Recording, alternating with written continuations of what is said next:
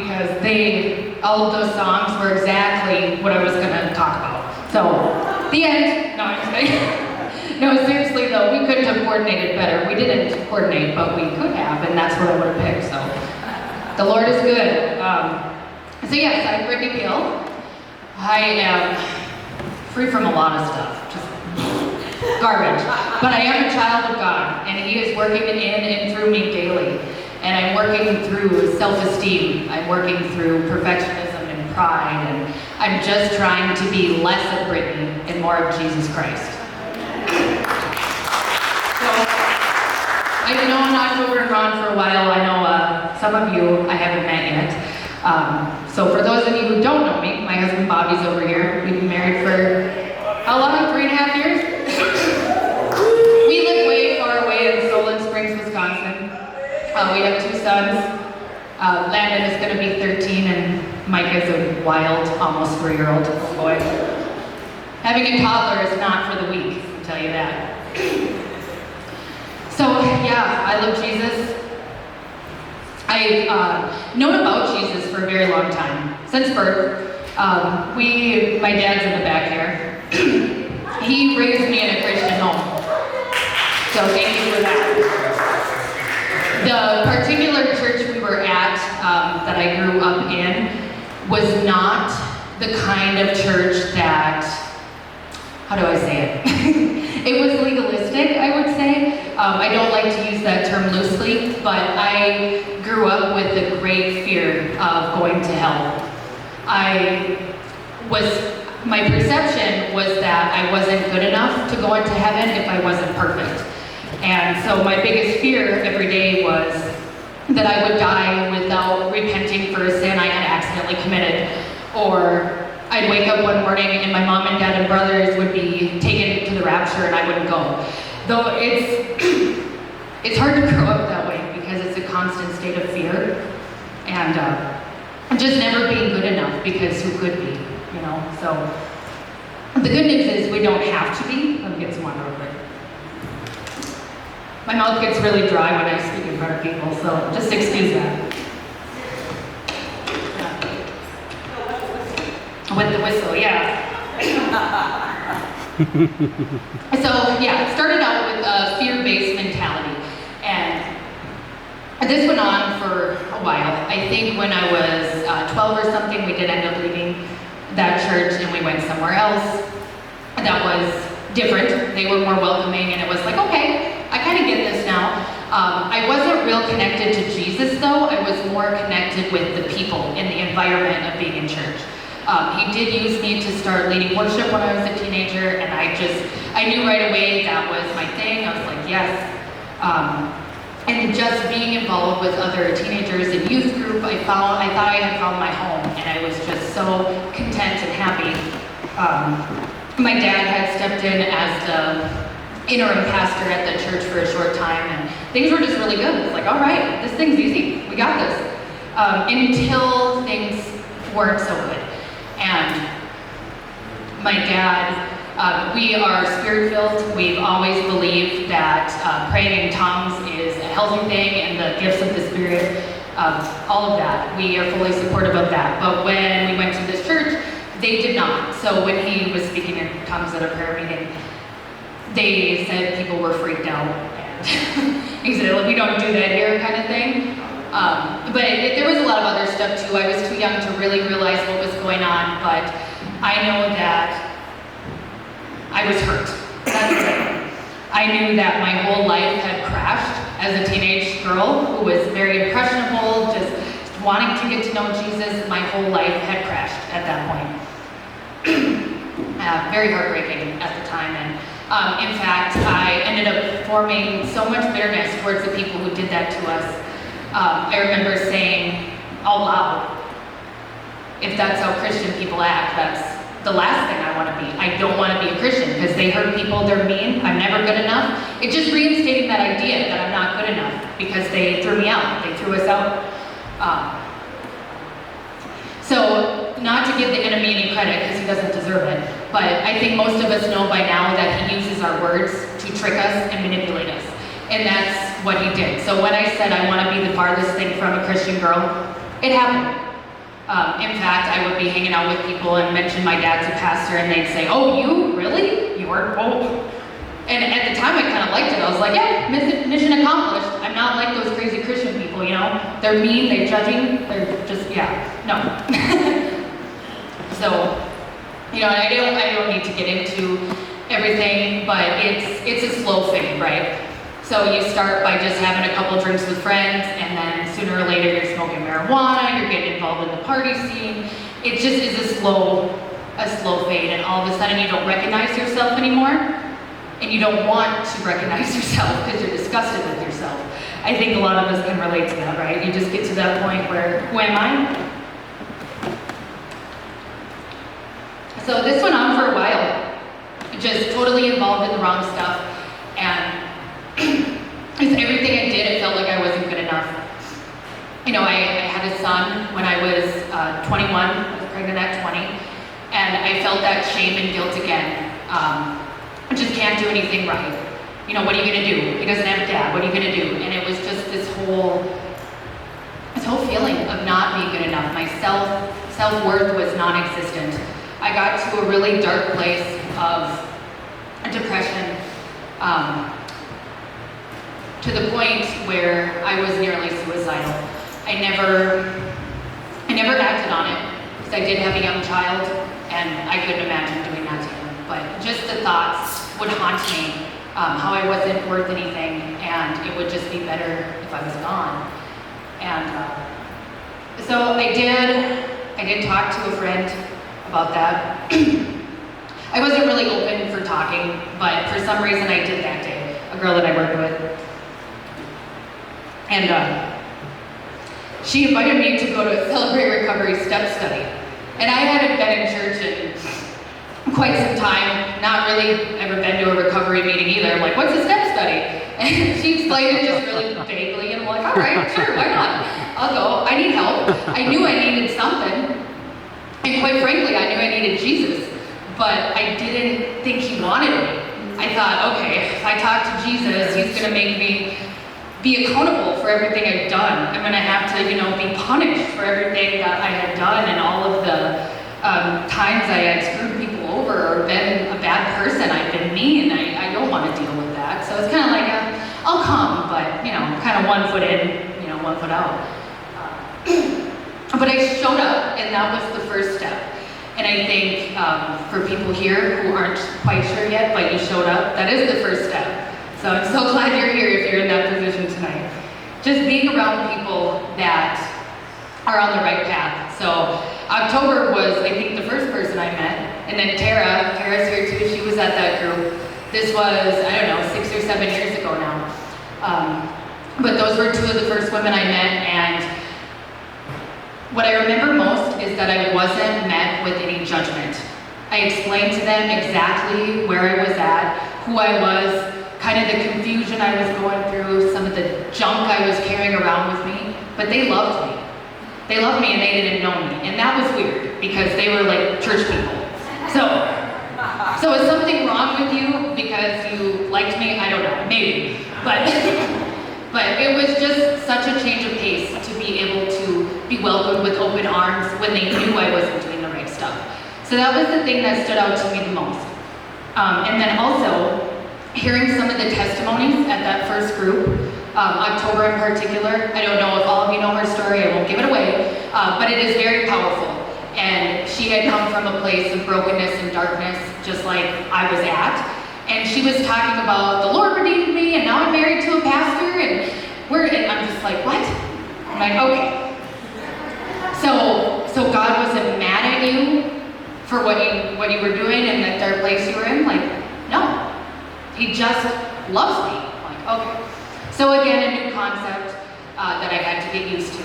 But I liked it. I kept coming back because it was different, but it also felt so right. It was like, this is where I need to be. So I kept showing up. I was still kind of 1 foot in, 1 foot out for a while. And I would admit it. I'd be like, oh man, I had a rough weekend in October. October would just kind of laugh. She's like, you're here now. It's okay. So this went on for a while. We got to this study in the step group. I believe it was called Turn. And if you just went through a step group, and I'm saying the wrong chapter, I'm sorry. But it was the one where you surrender your hurts and your habits and your everything to Jesus. And I was like, okay, I think I'm ready to take the plunge. So I went to the group, I was real quiet, went home, and I was like, okay, I have the apartment to myself. I'm going to cry out to Jesus and like see if this can really happen. No, I actually wasn't skeptical at that point. I was ready. So I got down on my knees and I prayed and I cried and I sought the Lord. I sought the Lord and He heard and He answered. Amen.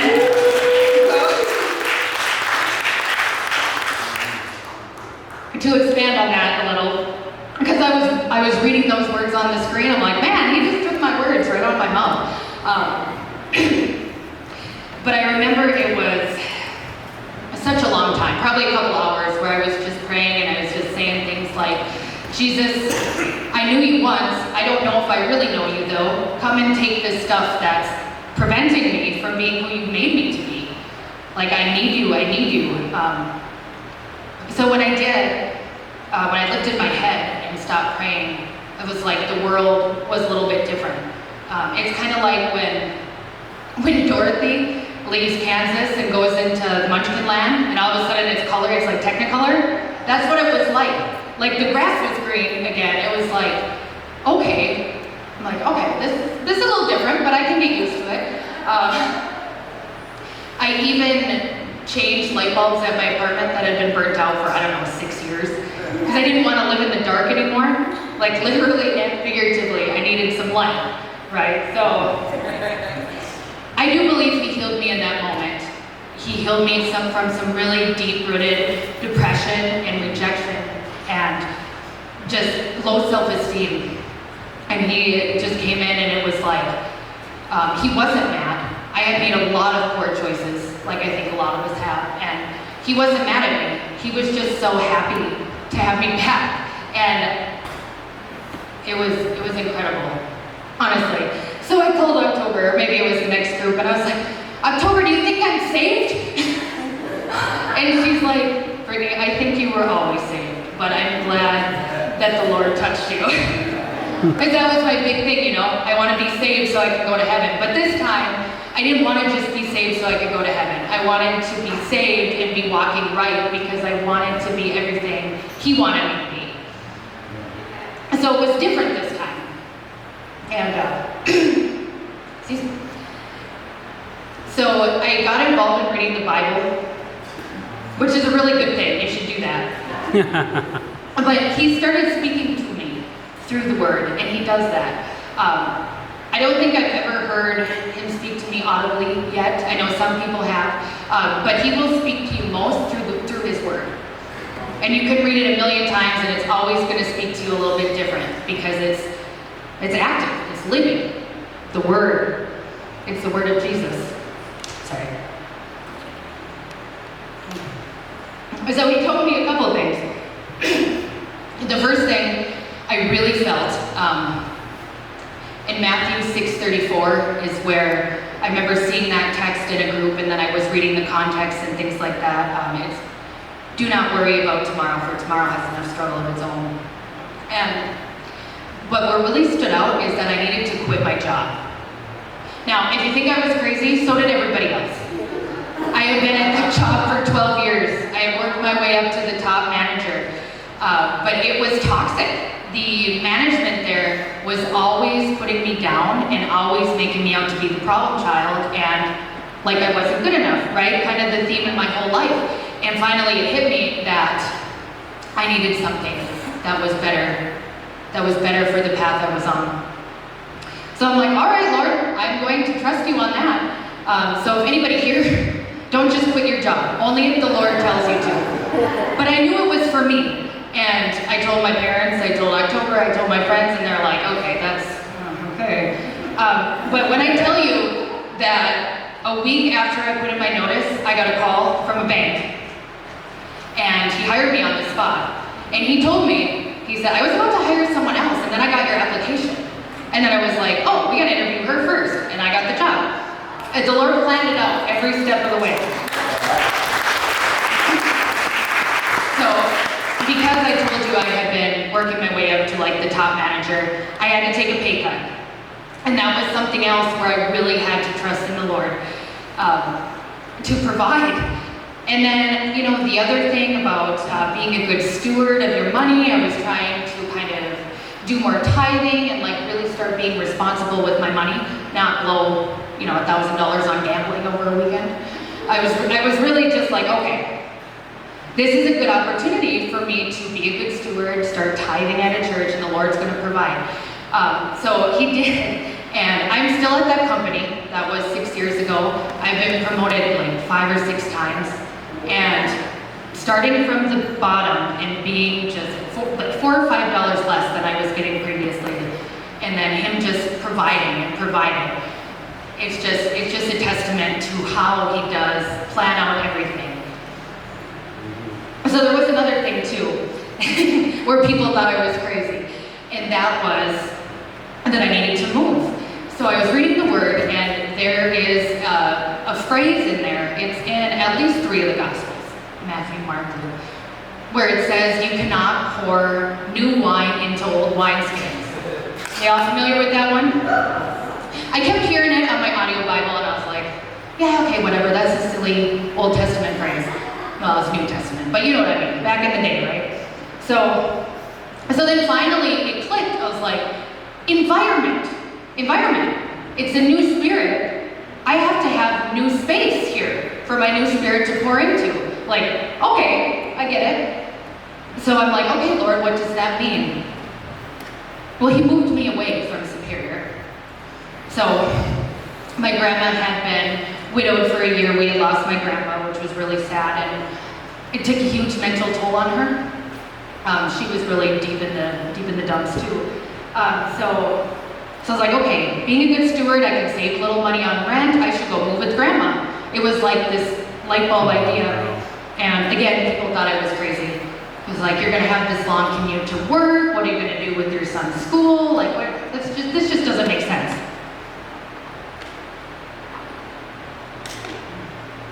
But it was one of the best decisions I've ever made, because it was so mutually beneficial.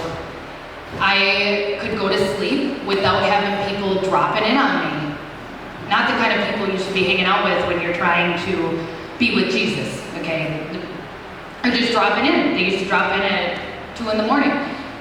I could be in Solon Springs with grandma. None of that was happening. But besides that, it ended up being really beneficial for grandma, because I could share the light with her that I had just found.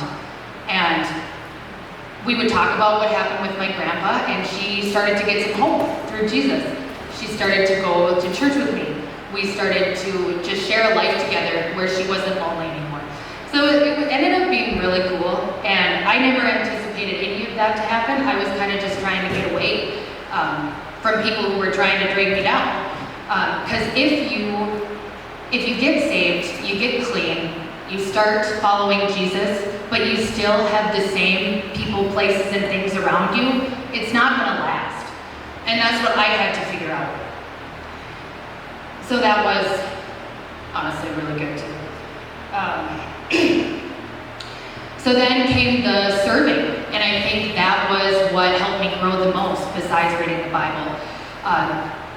I wanted to jump in church and be a worship leader right away. I was like, I did that before, I'm good at that. And they were kind of like, okay, slow down. We want you to be a greeter at church. Okay, nothing wrong with that. Greeting with a big old smile on my face. You know, ushering, we want you to help with the kids ministry, whatever it is. You know, I was helping anywhere I could, helping leading Bible studies, helping at Celebrate Recovery. And that's where I found the most benefit, because that's where you can share the light. You know, when God ignites your fire again, it's not just for you, it's to share with others. So I love that your mission statement here is to ignite the city, because that's exactly what his intention is for each of us individually. As a church, yes, we want to do that, but individually too, we want to bring people to it. Oh, and Barb's here too. Barb was in my step group. I didn't see you were there. There's a few of us here. Man, that was a good group. That was a good time. So for a while, that was the entire story. I was like, okay, cool. Now I'm just living for Jesus. Everything is great. But then there comes the storms. A little storm. So, as Pastor Jesse was saying, just because you are walking with Jesus doesn't mean you won't face adversity. It doesn't, because you're going to face a lot of trouble even so. But here's the difference, is that when you're with Jesus, He will fight your battles for you, He will guide you through, He will give you peace, and He will give you comfort, He will give you provision. When you're by yourself, you're just by yourself. When you have Jesus, you have everything. Right. So when my husband got diagnosed with stage 3 colon cancer, 6 months after our son was born, there were a lot of questions. And was our faith shaken a little bit? Absolutely. Absolutely. But God was there. He was there through every treatment, through every test. Every time we didn't think we were going to be able to pay the bill because Bobby was out of work, and then we get a random check in the mail from someone we never see. Like, okay. So by the grace of God, after radiation, chemo, 1 surgery down and 1 surgery to go, Bobby is completely cancer-free. Let's go, Bobby! So sorry if I stole some of your testimony, Bobby Gill, but if you've ever had a husband or partner, or husband or wife or partner or whatever who's walking through cancer, you know that affects you too. So he's been a trooper. Throughout our marriage, there's been a few struggles, right? That one was probably the biggest, but I won't go into all of the other things we've been through, but all I can tell you is that God has been there through everything, and He's not leaving, and He's not